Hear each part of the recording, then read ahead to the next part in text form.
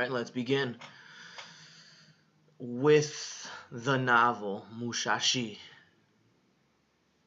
by Ije Yoshikawa.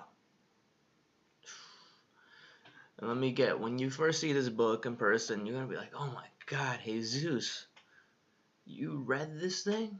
And yeah, novel is around 930 something pages, I believe, higher or lower than that. And it was a doozer, but the thing is, it was a really solid read. And the book always kind of kept you on your toes through different adventures that Musashi faced between being in prison, jumping around to different talents, trying to increase his talent in swordsmanship, getting in jams and awkward situations in different villages, love life, love affairs, getting into a whole school fighting 15 plus individuals. This man was determined to be the best swordsman in Japan. It took place in Japan, early years, I can't recall, but early Japan. And his life occurred after a civil war, which his father faced. And leading in kind of into that, we talk about my 5 top things that is kind of described in what I kind of picked up from, what I kind of learned from Musashi that I could kind of carry into my life for what kind of were altering, changing moments for his life that could be also shared for oneself, for others. So let's get right to it. Number 1, kind of highlighting when his dad was in the Civil War, living the cards that you have been dealt with. His father was in a conflict. He picked the side that he chose to be with during this Civil War. The other side did win, which threw a very dishonor to his family. Their family was rich until the loss. As you guys kind of know, Japan and the civilians that live in Japan, they have strong honor when it comes to their last name, their family, of disrespecting the elders to the past ones. All that portrays on oneself. And Musashi was dealt that hand of like, oh, well, now I'm coming into a life of dishonor because of my father. Alright, I'm a couple steps behind some people. What should I do? And early in life, he knew he wanted to be a swordsman. He was a bit taller, a bit bulkier when it comes to his shoulders, his strength. He was top notch, better than everyone else with it. So that strength of his helped him carry on his life. So that was a card that he was dealt. And even though he was set behind, he still had to deal with those very odd situation that he was in. And it kind of left into his next kind of journey. Him and his friend were trying to look for a school together. They get into a situation.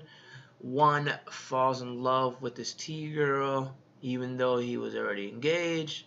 Musashi felt bad for the woman that was engaged back home because he knew her. Tries to go back. And then he becomes in prison because of people thinking that, oh my god, this guy Musashi, he killed his friend, betrayed him, left him to lose in a battle.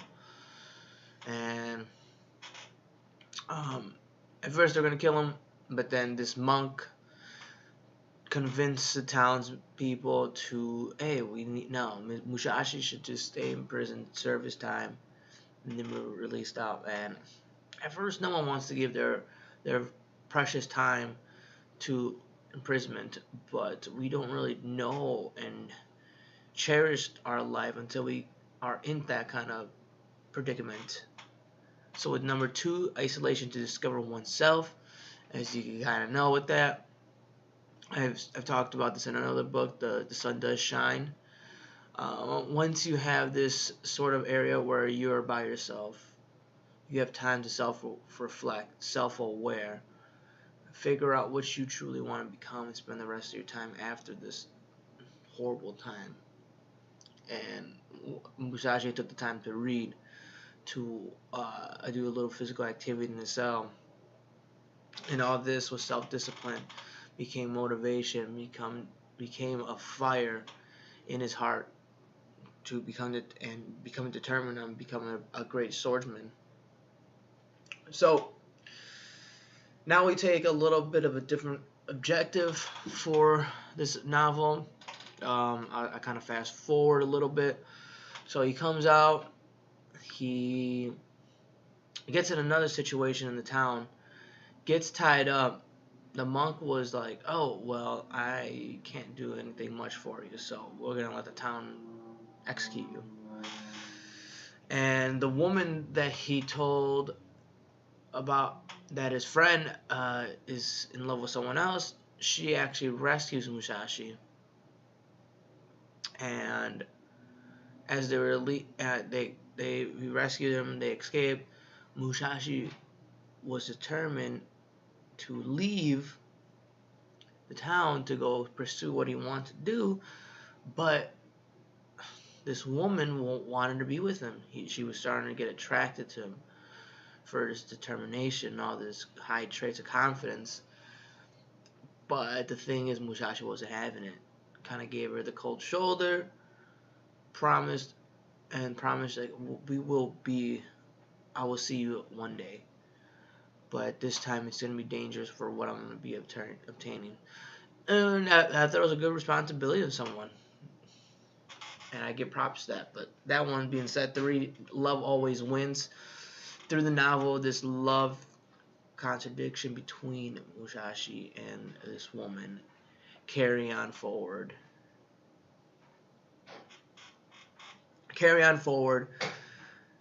And at the end, love does win. No matter what Musashi's end goal was to become a great swordsman, and even if it was accomplished, and the lives were taken to accomplish that, his love dispute with this woman got the best of him, and honestly controlled his life. It actually played a big impact, and he didn't think that this love can affect a man like that. And now we kind of go back to swordsmanship. Musashi ended up fighting many men, sometimes killing them with sword or wooden sword at times because he was so strong. That master one trait before going to another one. We as humans, we have that kind of audacity to like, oh my god, I'm gonna keep doing everything at one time, and we think we can do it, but realistically, we should just take it at a time, 1 or 2 traits per time, to help us focus and master one thing before we get to another thing. There's a good saying a master who does multiple traits never becomes a master of none. And with due time, you can be good at something well. It's going to take a lot of determination, self-awareness, self-reflection, but it can be achieved. And Musashi took great pride in obtaining what he wanted to be and for what he did. And then as he became a better swordsman, he had a couple students, various ages, to want to be his disciple. And trying to be a disciple, they knew of what Musashi was. They wanted to join him. And at first, Musashi wasn't the best teacher. And this goes to number 5, master and student. He wasn't the best teacher, but he knew that he had a strong skill that can be passed down to the student. And he did accept them for students that had a good work ethic, that were respectful. But the first student that he had, he wasn't the best teacher. But as he progressed to having him, he realized this, and he started improving his game. and these students could carry on forward his legacy, his battle traits. And at the end, I mean, Musashi did end up writing his own book, like the Five Rings of War or something like that. And with that, that only could be accomplished when a master has reached the final ability to teach, and that's what he ended up doing. So I think overall Musashi, even being dealt with bad cards, in isolation, and love affair, he was still able to master his trait and become a great swordsman in Japan.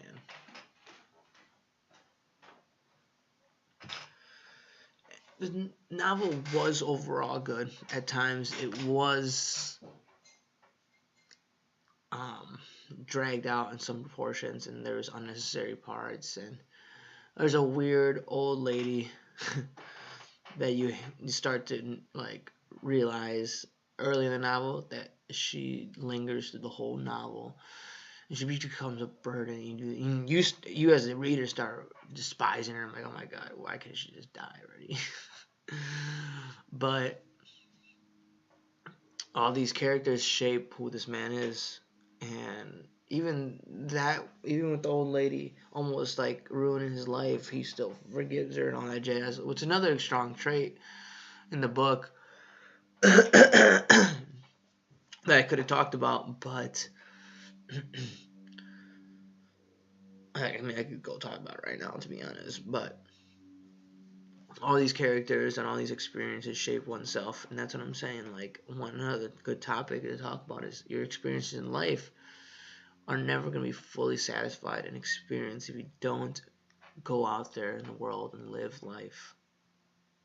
And many are starting to not do that with our society and how technology is increasing in a short demand of time. But overall, Musashi was a great read. Great read if you want to learn more about being disciplined about oneself. I mean, 900 pages is a little bit discipline itself to read and finish. But I got recommended this book by Jacob, who I made in Arizona. Good guy, good soldier.